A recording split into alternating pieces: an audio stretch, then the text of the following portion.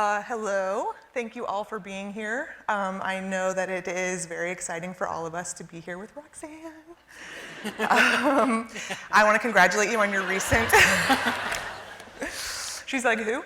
I want to congratulate you on your recent award from the Penn Center, the Freedom to Write USA Award. Congratulations, that is huge. Thank you. You have paved the way for so many people, and you have opened the doors for so many voices, so we love you.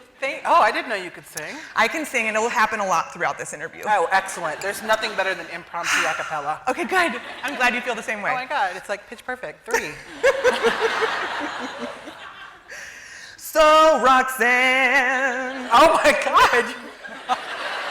Oh wow, she brought her little inner soul out. That's nice. I'm available for parties.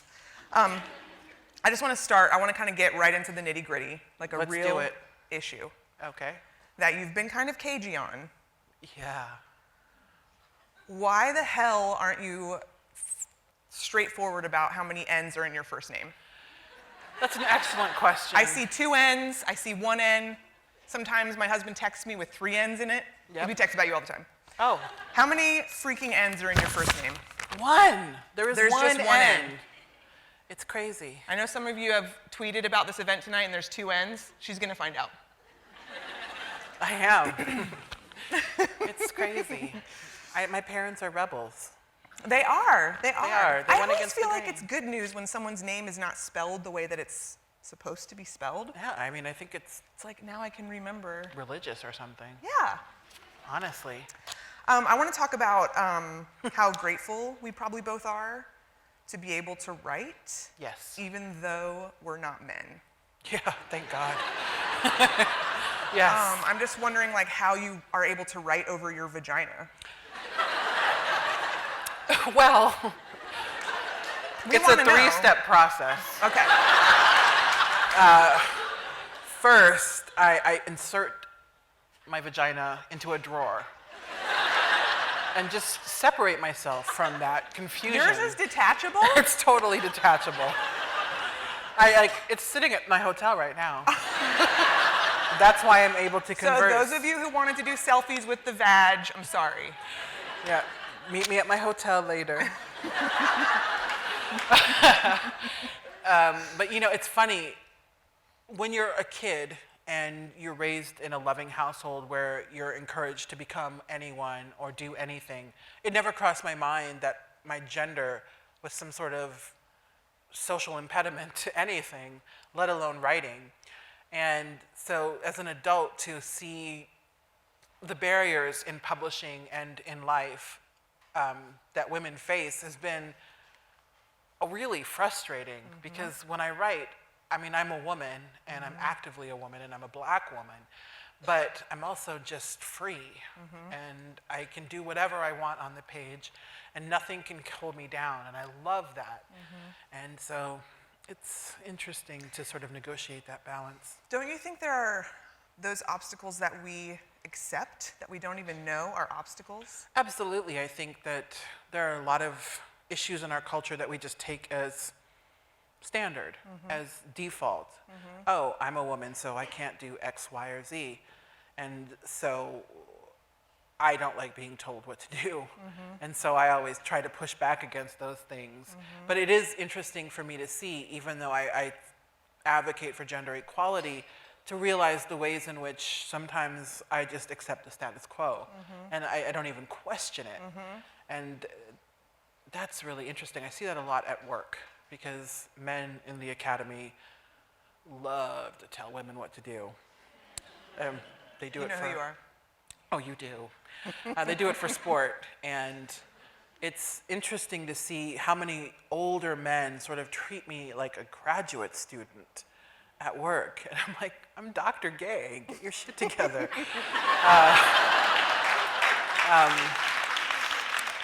And I find myself sometimes not even calling them on it, just thinking, oh, well, he's old. And just accepting that this is the way, you know, he's gonna die soon. Pretty much. You know? And, you know, back in the 1890s. Right. Anything went. It really. He could have got the switch out. He really could have. Whatever he wanted. And so I accept him for that. But when I find myself not pushing back against that kind of misogyny in the workplace, I realize how complacent we all can be and how accepting we can be of this idea of the patriarchy. Mm-hmm. Yep. We don't even know it's there. Nope. It's invisible. It's horrible. It's like oxygen. But poisonous. Yes. Ooh. And scene. I think it's sort of related to something that I was thinking about the other day, because I was listening to Lena Dunham's new podcast, and Ashley Ford, who is our friend and a great writer, is on the first podcast, and she was talking about how she feels like a fraud all the time. Yes.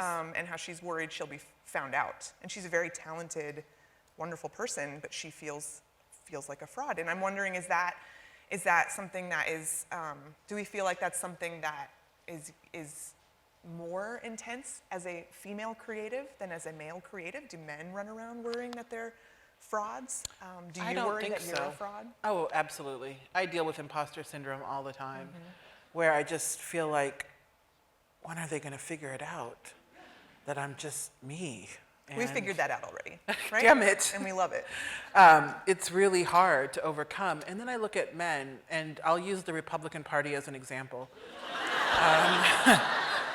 There are 10 guys running who are not at all qualified to run a McDonald's, let alone the country. And each and every one of those men, and Carly Fiorina, they're all like, yeah, I think I could be president. And it's astonishing to me that not one of them thinks, maybe I should walk before I run, or maybe hold a local city council office. You know, just something in government before I embark on running for the most powerful office in the land. And that's astonishing to me. And I admire that almost. Like, I wish I had that level of self-delusion to think, yeah, I'd be a good president. And so I do deal with imposter syndrome, because oftentimes, like, I don't even feel like I'm qualified to drive my car. And then I like look at all my credentials and everything I've done over the years, and I realize, okay, I am probably qualified to do this. And I think that is a general, please note the general, distinction between women and men. Men are like, I'll figure it out. And women are like, well, let me make sure I have achieved everything possible I can achieve before I begin to embark on this. Like Hillary Clinton. When people say she's not capable or she doesn't have any experience, I'm like, First Lady, Senator, Secretary of State. Like, if she's not qualified, then I don't know what we're supposed to do. And I think the reason we're not seeing more younger women Democrats in the race is because they're holding themselves to that same, let me be amply qualified before I run, rather than just sort of running and then making it up as I go along. Because they have to prove themselves. Correct.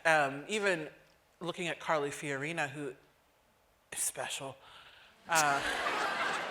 she is accomplished, and you can respect her accomplishments, such as they are. You know, she's relatively accomplished, and we just don't see that in a lot of her We talk about her plastic surgery, her appearance. Yes, of course, and her hair, her outfit. And meanwhile, Chris Christie is just like, I'ma do me. I admire that. Like, he really stands on that stage and is like, I'm a corrupt governor, but I think I've got this. But aren't we all? It's impressive. It is impressive. It sounds like one end of the spectrum is extreme self-awareness, and the other end of the spectrum is total blind confidence in yourself. Absolutely. And I think that they have a level of self-awareness, but that doesn't hold them back. Yeah. It's just, okay. They have people to deal with that section exactly. of themselves. Exactly. Right. Like, I deserve to be here. I'm a man. Oh. Okay. I settled this nation. Yes. I found it. Found. It was waiting to be found. It was. All the people that Okay. lived here, they were just like, please. They were just like, where am I? Explain Here's my a land ship. to me. Let me, please slit my throat. Yes. Give me some blankets. Yeah, give me some blankets. Cover them in Ooh, this is smallpox. nice. Yeah. It's not nice anymore. No. We'll do some improv again later. Yes, all night. We're gonna go on the road. So speaking of your credentials, which are vast, a professor of mine, Sarah Levine, who I think is in the audience tonight. Oh, I love her. Sarah, she loves Treasure you. Island, exclamation Treasure point. Island, guys, read Treasure Island. Oh, it's the best book. I'm obsessed with this book. It is so good. In one of my first classes in grad school, she asked us if we had success, and we were all young bucks then, so I think our version of success was like, my friend published me in his, Zine. in his zine. Word riot. Woohoo! No offense, zines are awesome. But then she sort of asked us, okay, so that was a success, that's a step in the right direction. How do you celebrate that success? And it sort of stopped me in my tracks because I didn't really think about that. How do you celebrate your success? Oh, that's a good question. And the sad truth is that oftentimes I just think, okay, what's next? And I need to learn how to appreciate the successes that I achieve more effectively, because what are you doing it all for if you can't pause and look at what you've done and think, all right, I'm a badass. Do you have those moments? You have to have those moments. Like this moment right now, I would say to myself, I'm having this moment. I'll give myself this moment.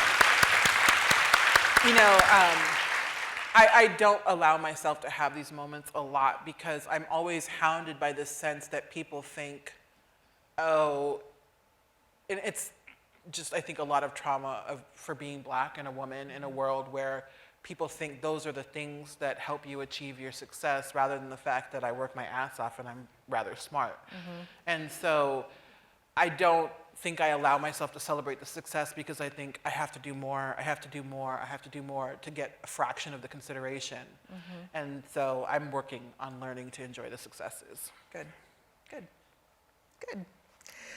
So speaking of those people who think that you got what you got because you're a Black woman. Oh yeah, because we get so many treats. I know, life is so easy for you. You have so many goddamn fans. God, you have so many fans. And I think that range of fandom can run from I'm here for you, I'm here with you, I'm listening to you, I might not agree, whatever, but I'm still on the journey, to you're perfect until you say something I don't agree with. And then I'm gonna at you on Twitter. Yes. And I'm gonna, what is wrong with those people? But also, what's your ideal fan? I feel like you are so accessible on Twitter. You are always in conversation with these people who you don't know, who are reaching out to you, asking for your opinion, which is annoying sometimes. Oh my God. Some days I'm like, I'm not an opinion vending machine. I know, it's... Like, I don't know. They expect me to have read literally everything. So what do you think about that Atlantic article? And I'm like, I just got off an airplane. I don't even know what you're talking about. Yeah. It can be challenging. Yeah. My ideal fan is just someone who engages with the work and is able to acknowledge both what I do well and what needs work, is willing to challenge me, but is willing to challenge me on my ideas rather than just saying you're ugly, which is the majority of internet comments. And I'm like, actually, no, I'm not, stop. Mm-hmm. And they email you that stuff too. Oh, I get the best email. Yeah. Oh my God, this dude, Edward. What's his email address? His email address is eej737@gmail.com. Yes, I said it. And here's the funny thing about Edward. I wrote an editorial for the New York Times about South Carolina and the young woman who was brutalized by a police officer in the classroom for not giving up her phone. Ooh. And this guy, Edward, wrote me and said, you're wrong and you're fat and your tattoos are gonna get stretch marks. And he was really upset about the tattoos. And I was like, and so I Googled his email address and I wrote him back and I said, Edward True, because that's his name. Thank you for the kind words and have a nice day. And he wrote back and he said, sweetheart, you're the one who blah, blah, blah. And he tried to block his email address. But I'm like, you already emailed me I forgot what his email address was. EEJ 737.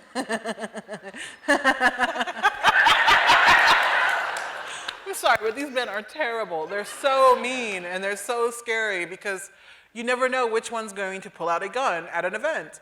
And That's really, do you actually fear that? I do. I didn't used to, but I started getting threats about 2 months ago. And I just thought, oh, this isn't worth it. You're getting threats Yeah. of violence. Yes. Because I talk about women and reproductive freedom and this heretical idea that we deserve to be equal. And some people find that very dangerous. And so I get threats and it's frustrating because surely there's a better way to have a public discourse and disagree without going to, you don't deserve to live because I disagree with you. And that's the kind of fan that I don't like. Well, and also they're not a fan. But I think on a milder level, we see this a lot in online discourse. We expect our public figures and our public thinkers to be perfect. We expect them to never have missteps and to never have politics with which we disagree. And that's not realistic. And I don't want to follow people that are perfect. That doesn't interest me because they're never going to grow. They're never going to learn and become even better than I might already think they are if they're perfect. And so I think we have to find a way to have just better public discourse without resorting to, you said something I disagree with or that I find impolitic, and now I hate you. Mm-hmm. And I'll give you an example. And it happened totally accidentally. There's this, it's always with men. This guy, I read an article on Yahoo, and it was a celebrity article about a billionaire who was feeling sad in his Los Angeles mansion, where he has a candy wall, where he literally goes to the wall and it dispenses candy. And so I tweeted about this, and I was like, oh, sad billionaire. Turns out this man suffers from depression, but I didn't know that. And I had just read the article on Yahoo, and the way the article framed it, it was just like, poor dude and his billions of dollars. He's the guy who invented a game called Minecraft. Oh. And I don't know I still don't know who he is. Anyway, this one guy has not stopped nagging me about it since then. And he has been tweeting at me like relentlessly this whole time saying, you mock people with depression. And I'm like, bro, I live on Prozac. What are you talking about? And it's just interesting that looking back, I regret saying what I said, but I still didn't know. And I'm not going to apologize for something I didn't know. I'm not psychic. And it's frustrating that he was like, to think I once respected you. As if I care. And as if that's all it takes to lose someone's respect. I mean, I think that we have to, if we truly respect people, we have to have a higher margin of error. Mm-hmm. And so I think about all of this when I engage in various discussions. You know, you are like one of the best tweeters. Is that a word? Yes. You're really good at it, and you sort of range from one-off funny things that you say to something really provocative to reactions to People magazine. I live for tweeting at People magazine. Because it's every day, just no period at People. Yes, and I'm because like, what they do all day is they tweet these rhetorical statements like, isn't Kendall Jenner the most beautiful? And I'm like, no. The most beautiful. She's an attractive young woman, but I suspect there are other attractive people out there. Or aren't Channing and Jenna Dewan Tatum just the most adorable couple ever? Yes. Well, yeah, that's true. That is true. And so I just love to respond to them and answer their questions. I live in a small town. It's really entertaining. Do you find yourself, now that you have so much attention and so many followers, do you find yourself censoring yourself? Because I feel like I've noticed that you don't really. No, I don't. Not at all. Even though I think, oh, that was into, hello? I'm getting to a place where I actually recently set up a private Twitter account. You didn't tell You're invited. I haven't invited, like, I only like have 30 people that I follow on that What's right now. the handle? Roxane Gay. Ooh. Because I just feel like no matter what I say, someone attacks me. Like, I can say, oh, the weather's warm, but what about the people in Siberia? It just becomes not fun to be on Twitter. But I don't censor myself, and that is probably foolish at times because I teach at a state university. But they're really happy with me right now for some reason. Turns out when you win awards, they're like, yay! They'll let you do whatever you want. Not whatever I want, but I'm actually, I'm, I think, a dedicated teacher as well, but I don't censor myself. The day I truly censor myself is when I know that it's time for me to take a break. What do you think you get out of Twitter and that sort of exchange and that sort of outlet? I'm an introvert, but it helps with like being lonely, honestly. It's like you get to be in a crowded cocktail party, but in your pajamas with a nice bottle of wine. And I really love that. And I also get a lot of really interesting ideas for essays playing on Twitter. It's a sandbox in some ways for the kinds of things that I might want to write about. And I learn a lot from other people, and it helps me to sort of stay aware of people who are engaging in social justice on the front lines. And so it's a range of things, and then also live tweeting the Oscars. Among other things. Oh yeah, I live for that. Yes. Like, show me that ugly dress. Let's talk about it. Like there is something about awards shows. I'm like, that is my high holiday. Let us go.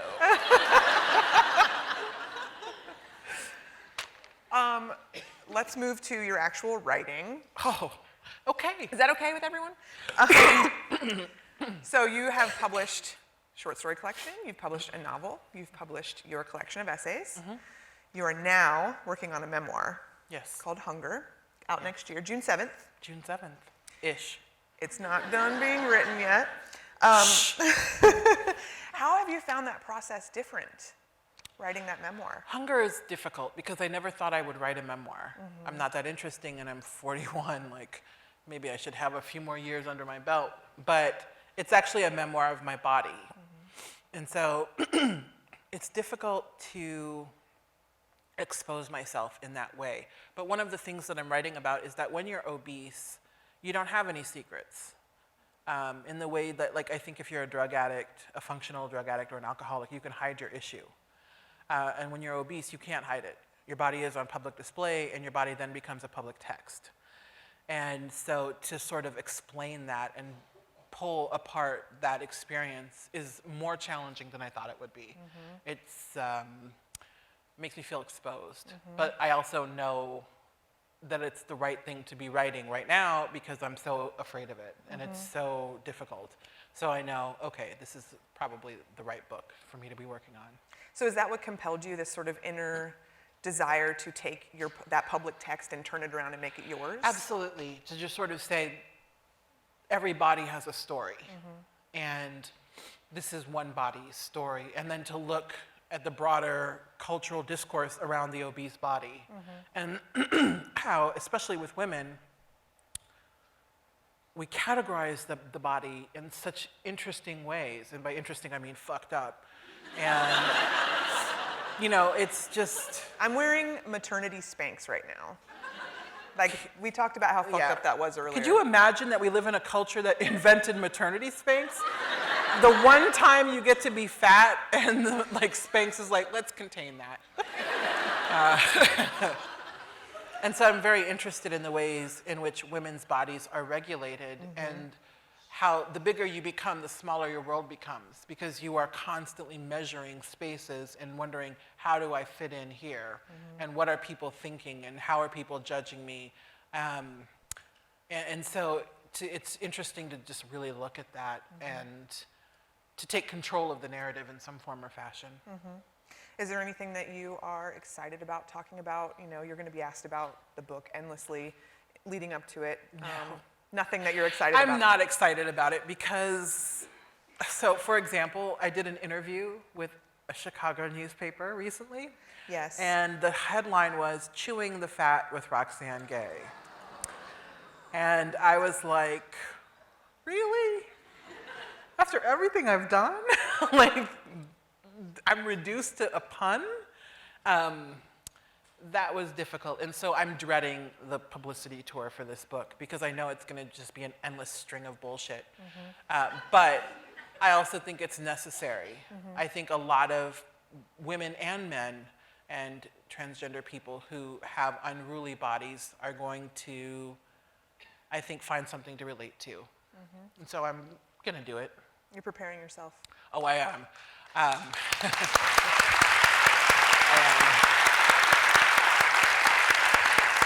It's funny,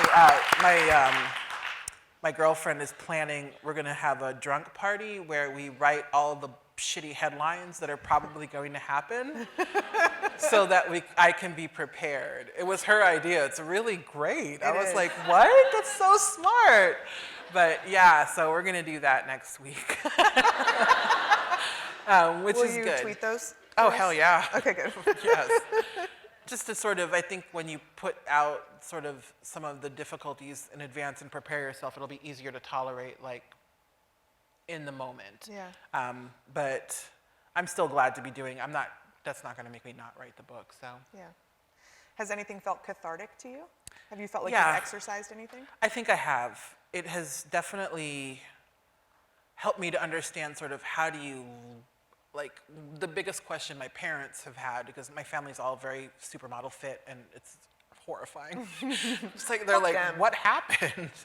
And to look at, the book is also about trauma, and to really understand sort of how I made my body this way, I think is going to help me to undestroy myself. And so that has been really useful. Yeah. Just to be honest with myself, like, you did this on purpose. Like, admit it and be okay with that. And so that has been cathartic, and just to free myself and say, you were really hurt and you did the best you could. And to just be a little kinder to myself about that. And you have been. Yes.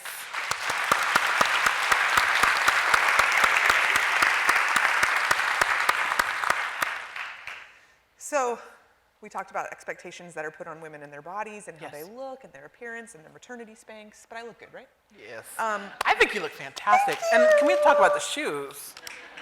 Yes. Oh, you did the sexy flex. I did the sexy foot.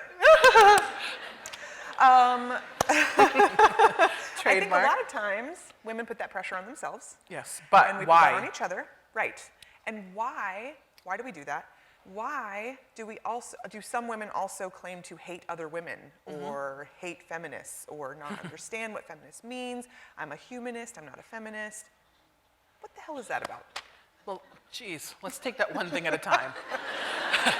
I think we police our bodies, and this is also connected to feminism, because we don't want to be seen as rebellious. We don't want to be seen as making trouble, as taking up too much space, as being out of the main. And because everyone wants, I think, not everyone, but 99% of us want to be accepted. And it's really hard to be accepted when you are different. And so we police ourselves and we police each other because, hey, don't you want to be like everyone else? Like, don't get too out of line.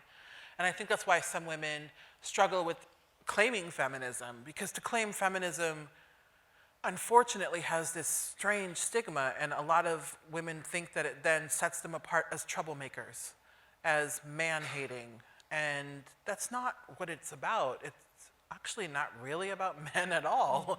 It's about women being equal. And so I think when you try and approach feminism in that regard, in that way, and just be clear about what it is and what it isn't, that can make it easier for women to claim it. But you know, this idea that women hate other women, I mean, men hate other men and nobody writes entire stories about it. People are hard to get along with. I mean, people hate people. I do. I'm just like, I don't want to be your friend. And so I think we have to stop looking at it in such a deeply gendered lens, because all too often it's not necessarily gendered, it's just that we're human. And then when women do hate other women, I think it's survival of the fittest. And it's knowing that there are limited resources. And so we have to battle for those resources. We think we have to battle. It's instinct.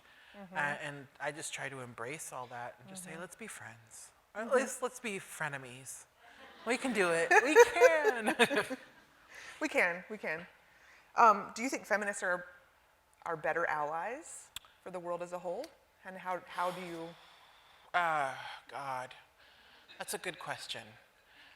I think we want to be. I think we aspire to be better allies for the world. But one of the challenges in feminism, and I think we're overcoming it slowly but surely, is thinking about the idea that we inhabit multiple identities and that we have to be intersectional, that we can't just think about the concerns of women because we're not just women. Like, we have other things going on in our lives.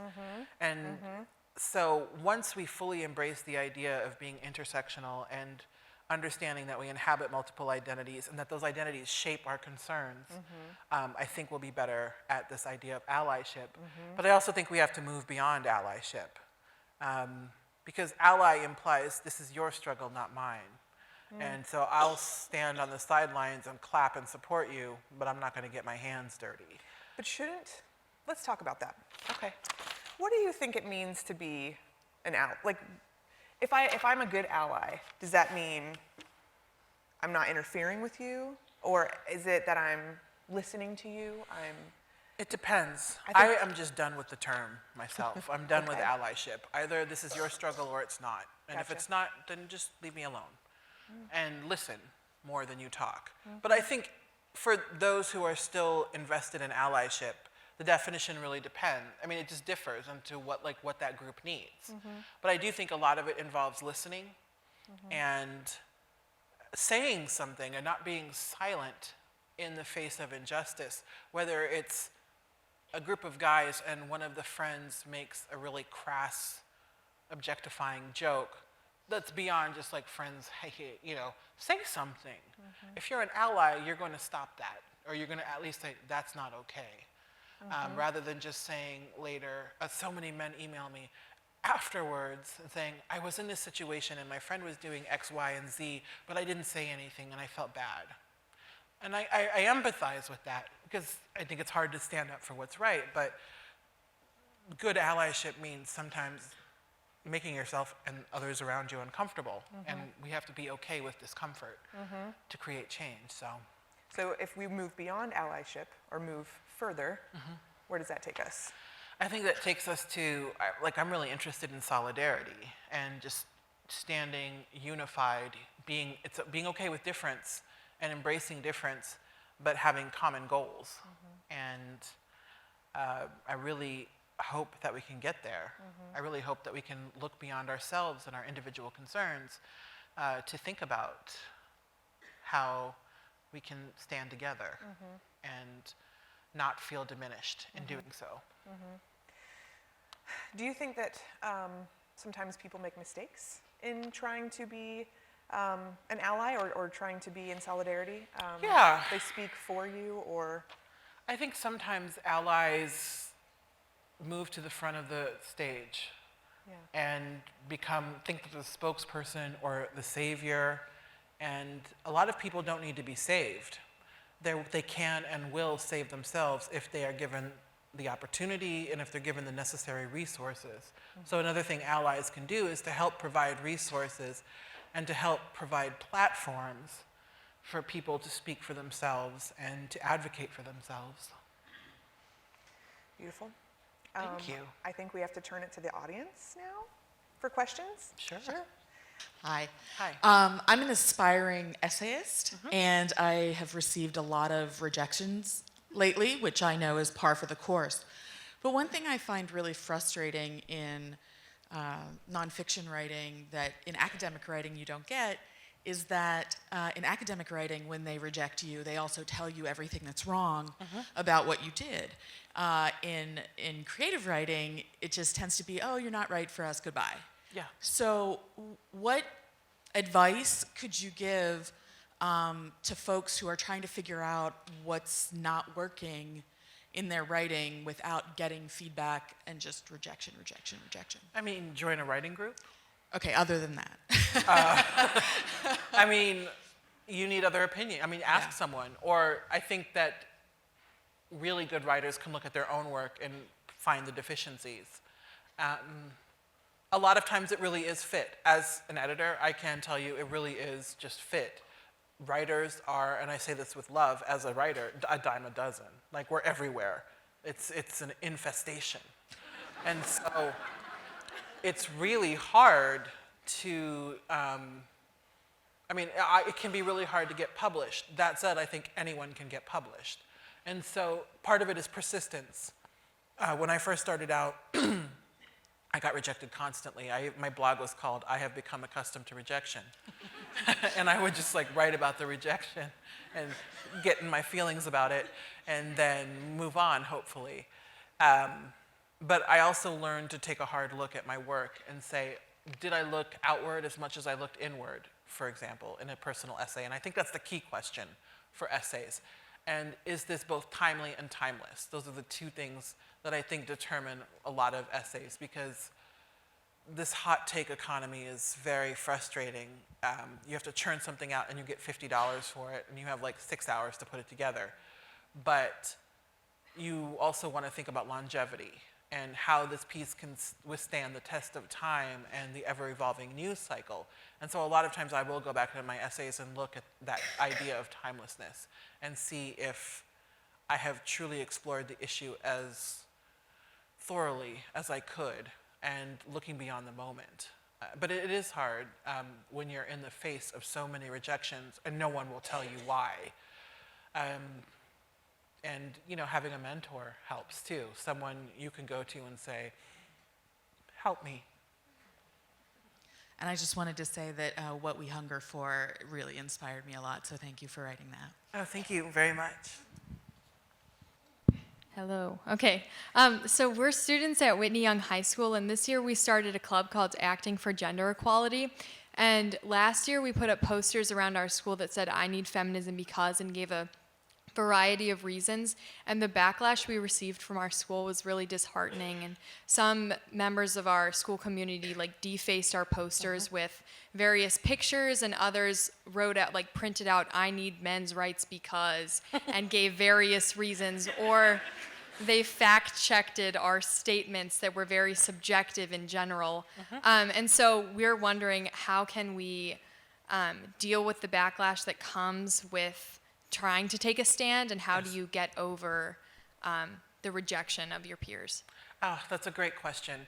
And first of all, I applaud you for what you did.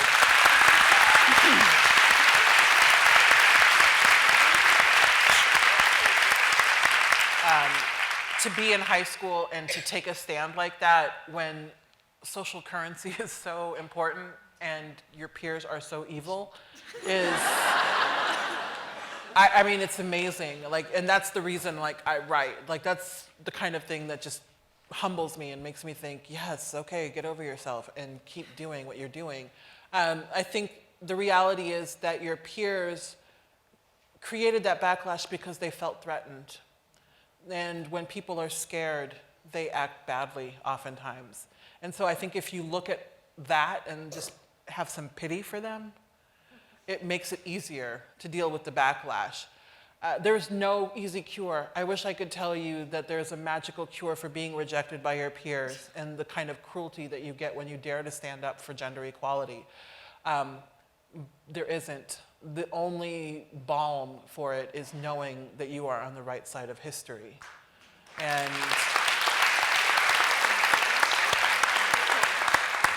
I think what you do is you put twice as many posters up this year. You fight fire with fire. They can't hold you down. They can't shut you up. And you prove that to them, that you're not going away, that this is not a fluke and it's not a whimsy. And they can deface your posters all you want. And also, God, I wish if you had enough money, posters that can't be written on. And then just take pictures of them trying to mark it up.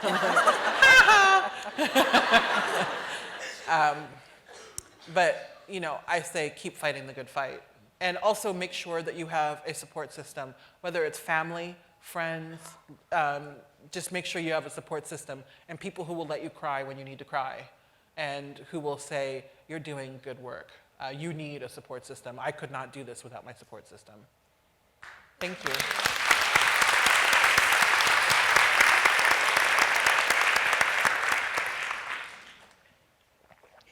Hi, Roxanne. I grew up in a small town in Indiana. Okay. And I'm still Facebook friends with a lot of people I went to high school with. I spent the better part of today in a Facebook battle with a young man who, it was some photoshopped thing about fat rights activism and self-love, and how ridiculous that all was, clearly. Obviously. I mean, how dare fat people think Exist. well of themselves? As an active user of social media, where is your line between putting in the good fight and saying, screw you guys, I'm done, and you're blocked? It really depends. Really, it's when my best friend tells me to stop. She texts me or emails me or tweets me and says, stop. Because someone's wrong on the internet and I must correct them. It's really hard, but I generally only engage until I realize that person is not willing to be engaged in good faith. Someone who thinks, for example, that the fat acceptance movement is nonsense is someone who can't be helped. And all you can do is give them information and then let them be. You have to know when to walk away. Like when you find that hours have gone by and you've been going back and forth with someone on Facebook, that's when you have a self-intervention and just say, girl, let's go watch some Food Network, you know? Just a little something, just to pick you up. And yeah, I mean, it's hard. Got one over here? Yeah. I was wondering what were your views on LGBTQ plus intersectionality with feminism? I think it's important. I think it's necessary. I think that we're getting better. It used to be, I think, that queer people and transgender people in particular were considered second-class citizens within the feminist movement. Like, we'll deal with women's problems first, and then we'll get to everything else. And women of color, I think, have also dealt with this. But I think that intersection is crucial because, again, we inhabit multiple identities. We're not just women, we do have sexualities. And I think queer people, queer women, and transgender women have very unique concerns that the feminist movement needs to consider as we think about what our platforms are. Okay. Hi, thank you so much. My name is Janan Mahajer, and I'm really grateful to have a chance to listen to you today.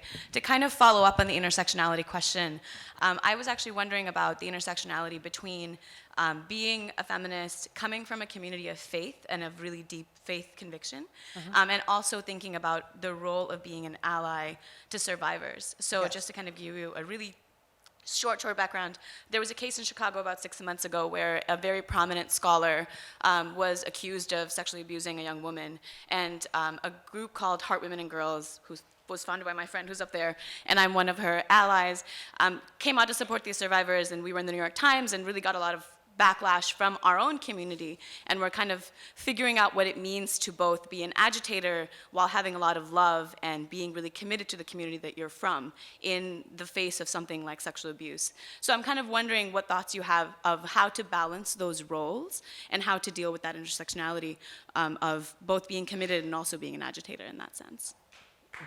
Repeat the last part?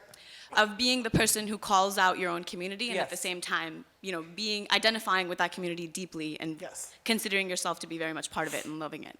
I think that's a great question, and again, it's one of those questions for which there is no easy answer.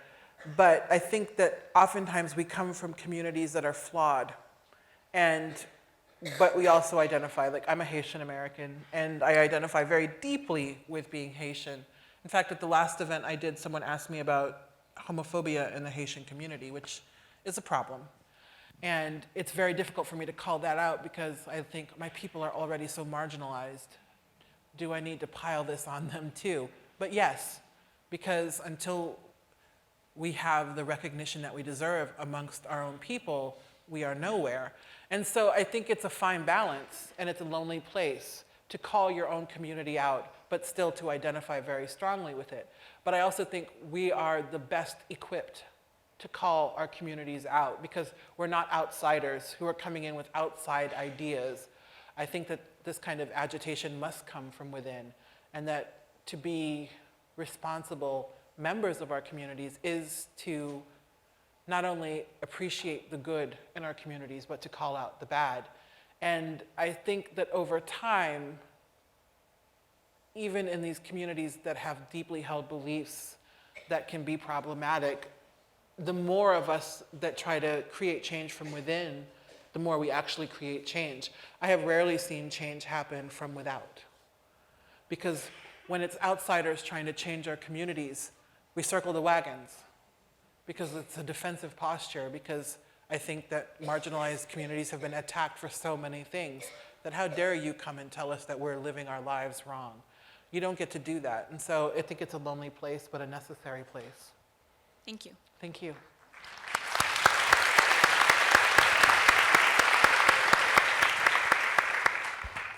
Okay, you write really wonderful, intense fiction, and then just glorious pop culture writing. Do you feel like that's a special opportunity you have, or is it because you don't have the luxury of being a reclusive male novelist? Oh, that's a great question. It's because I want to. Yeah, I very much write what I want to write. Fiction is my first love. I fell into nonfiction very accidentally. I had written a couple, like, who am I essays in my early 20s because I was Haitian and Haitian American and Black American and queer. And so I was like, I don't belong anywhere. I stand by those essays, but oh girl, I just want to just want to hug her. But then in my mid-30s, I started to pay more attention to the culture I was consuming, and also the ways in which things like sexual violence were framed by the mainstream media. And I realized, oh, I want to write about this too, in addition to fiction. And then also I have a lot of student loans. I mean, the real talk is that nonfiction pays 10 times as much as fiction. And I have $140,000 in loans, so. Struggle is real. Because you're a thought leader, I'm interested in what you're reading right now. I am? I'm sorry, what was your question? What are you...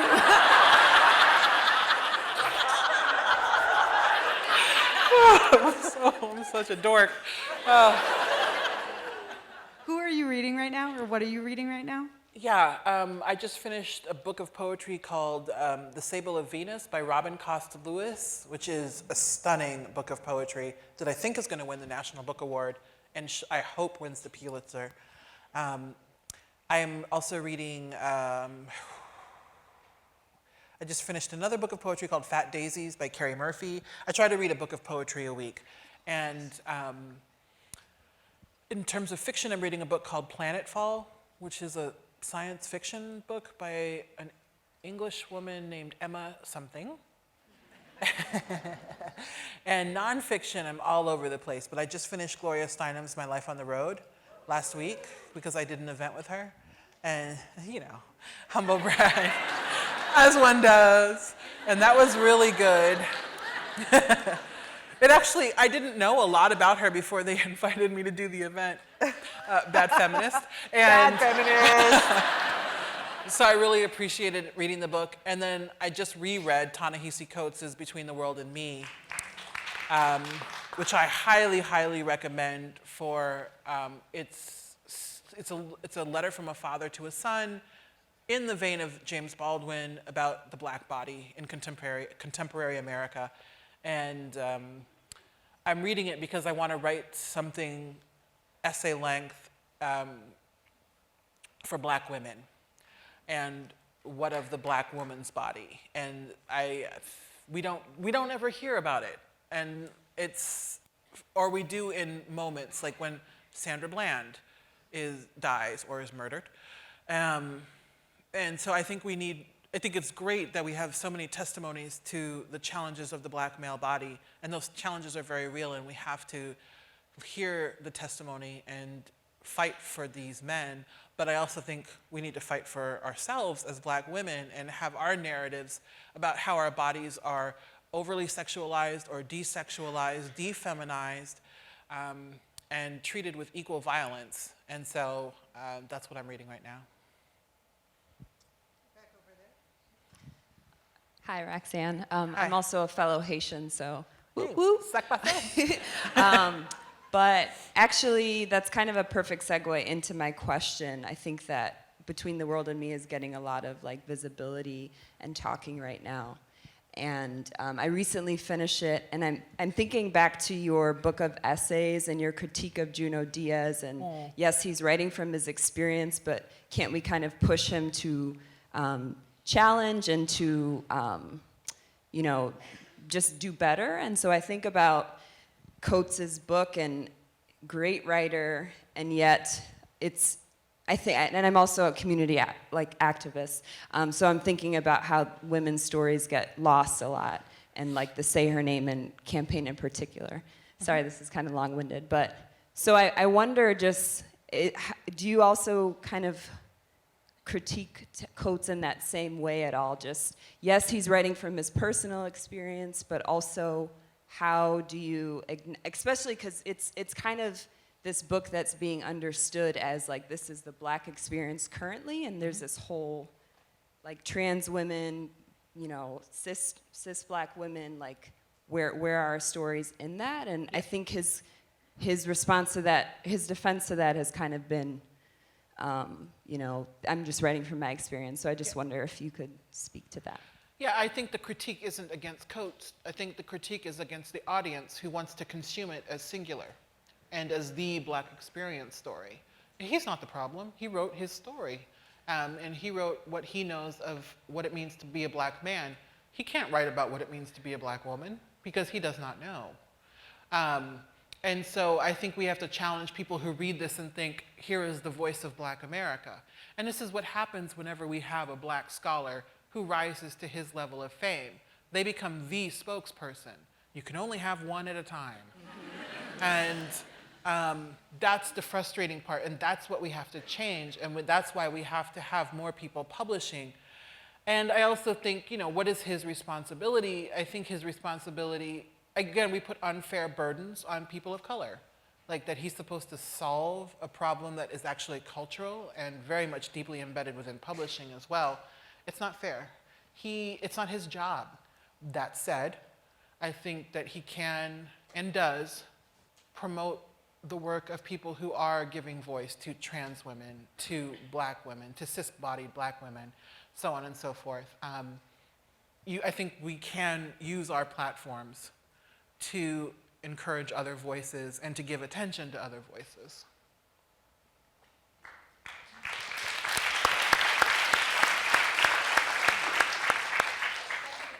And there's also a question down here. Jesus is a... Oh, we have a lot? Okay, we'll get to them, all of them. Okay. Go ahead. Me?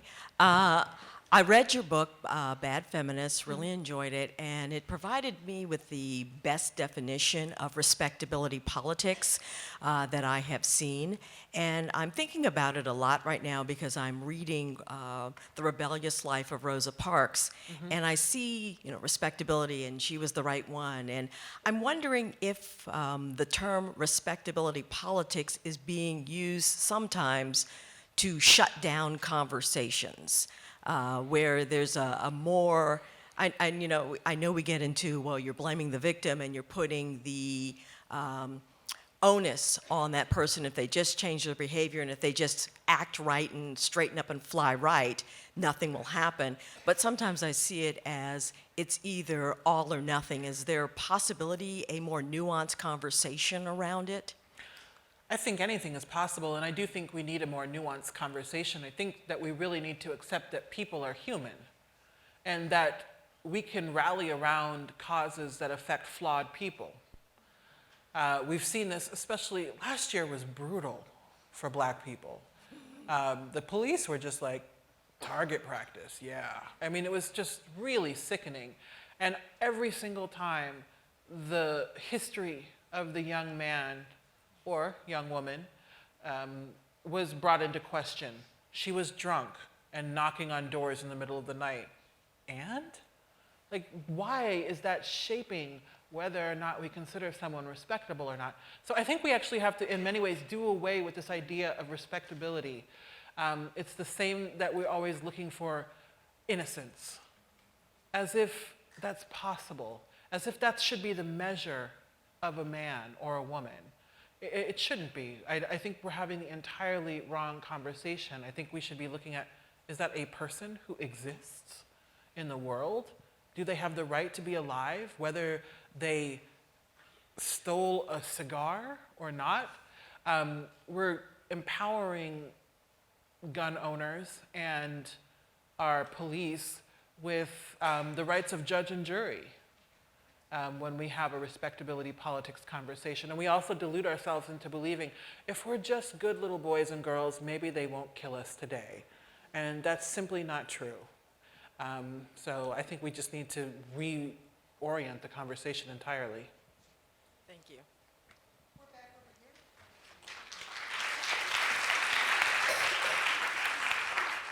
Hi, I'm a senior in college and I am trying to go into girls' education after I graduate, and I'm about to start tutoring in Chicago public schools. And I just was curious if you had any advice for someone starting to teach, since you're a professor. Yes. I love teaching, but it requires a well of patience that you will draw from every single moment. I think that the most important advice I can give you is that students will produce the work you expect them to. And so if you expect mediocrity or poor performance, that's exactly what you're going to get. On Rate My Professor, one of my students once referred to me as, what did he call me? And I know who it was, too. He called me a battle axe. And I took that as a compliment. You're goddamn right I'm a battle axe. I expect excellence from my students, and excellence on their own terms. I don't measure them against each other, I measure them against themselves. And I think that when you expect excellence, it makes the students realize that you see greatness in them, and you expect greatness, and they produce greatness in turn. And this idea that, you know, I wrote my dissertation about this, but we love to talk about, for example, that students are bad writers.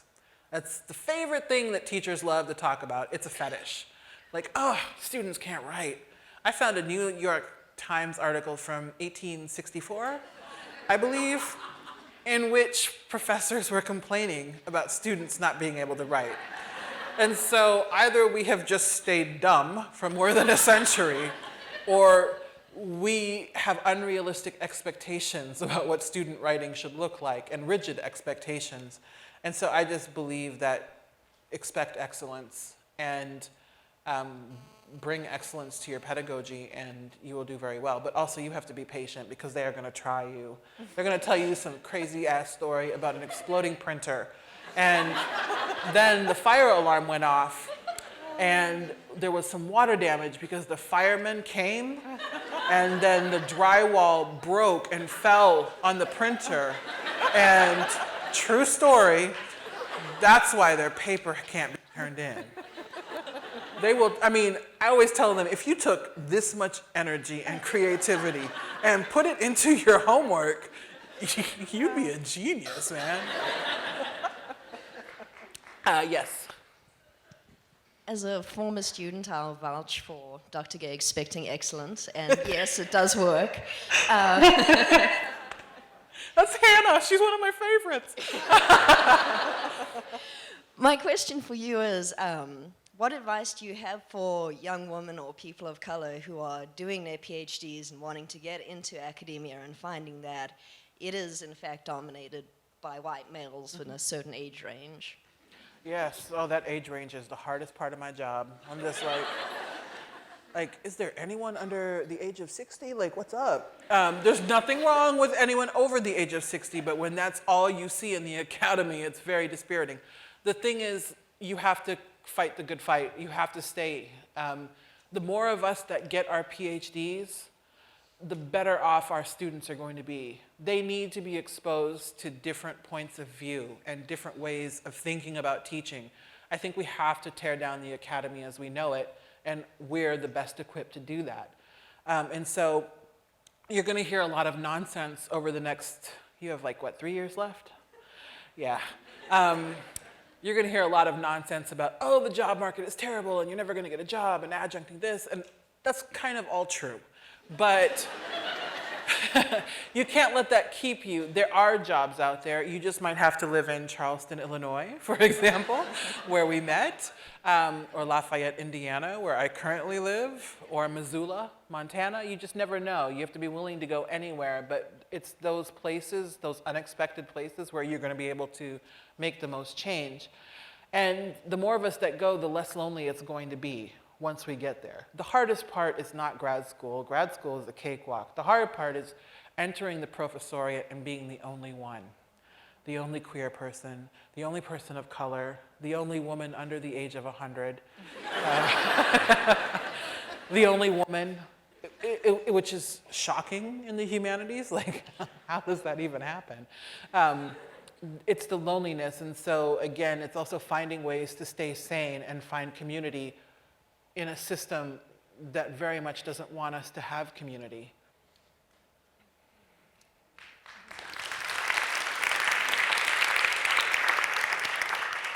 We have time for just 2 more questions. Sorry, friends. Jesus asked me the question at the signing table. Okay, we talked earlier about, well, you did, about the wage gap and Yes. the equality. I work in a predominantly female field, early childhood, and I feel it's majority minorities and it's female dominated, and it's less of a pay wage gap of a disrespect or lack of respect for the field and for what we really do and raising of children and raising of the next generation. How do we fight that fight of gaining respect and gaining credibility for our field? Because everyone has gone through it. Yes. I think is that really the necessary battle? What is their respect going to do for you? I think we all want to be respected, but their respect is not going to change the necessity and the importance of your job. And so quite honestly, I think stop fighting for respect from people who are never going to give it to you. Because oftentimes they're just not. Especially with early childhood education, people are like, oh, they don't do anything there. I have a 3.5-year-old niece, and when she started going to school, like, it's night and day. We have entire conversations. She draws things. She recognizes letters. Last week, we were walking, and she saw my book, and she said, Auntie Rax.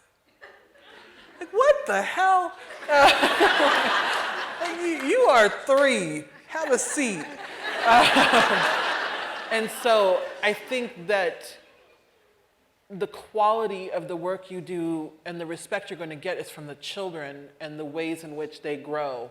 And those are the only people whose respect you should really care about, because no one else, they're not going to give it to you.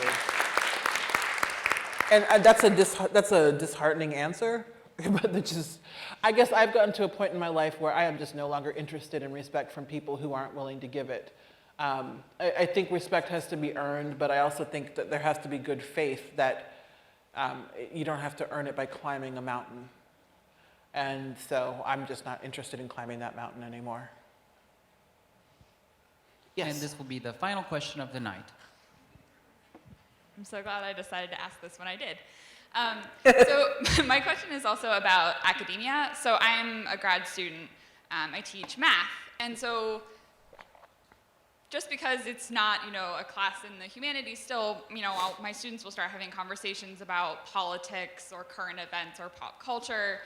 And academic freedom is a really sort of tenuous thing, I think, right now. So my question is kind of, how do you decide what conversations to have with your students, what opinions to express with your students when it's not necessarily relevant to the material, but, there are issues that are really important and you might have opinions you feel really strongly about. How do you draw that line? That's a great question. I'm lucky in that I'm in the humanities, so everything is relevant at all times. And that's why you should be an English major.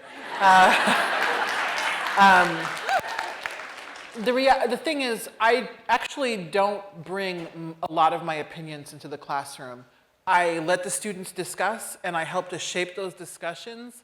And I mean, my opinions are pretty clear just based on how I shape those discussions.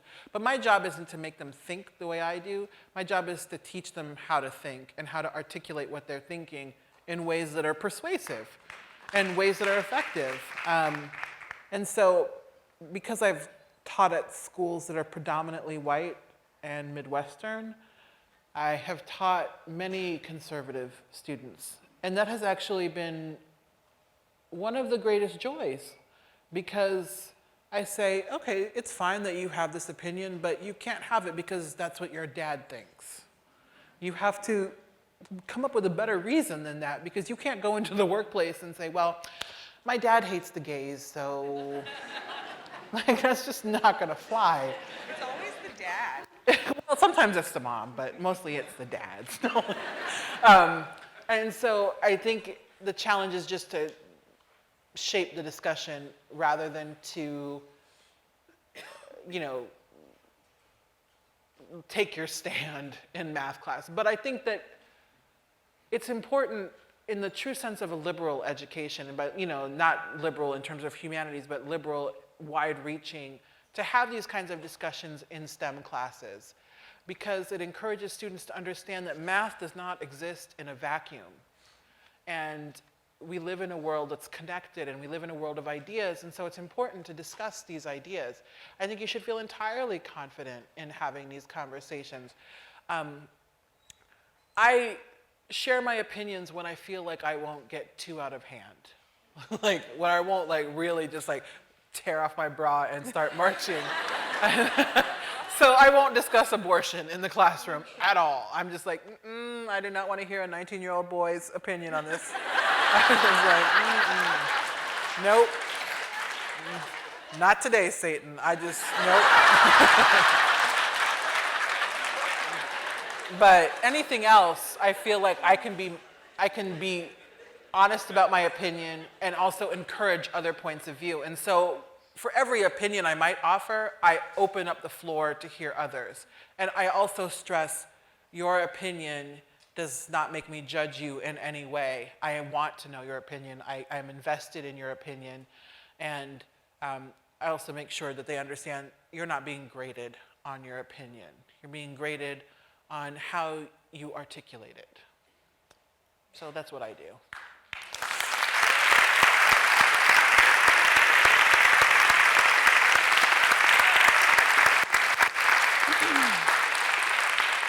I think that's, I don't know, is my mic on? I think that is all the time we have for this evening. I want to thank everyone for coming and listening to this amazing, wonderful, beautiful person. Shut up. Thank you all.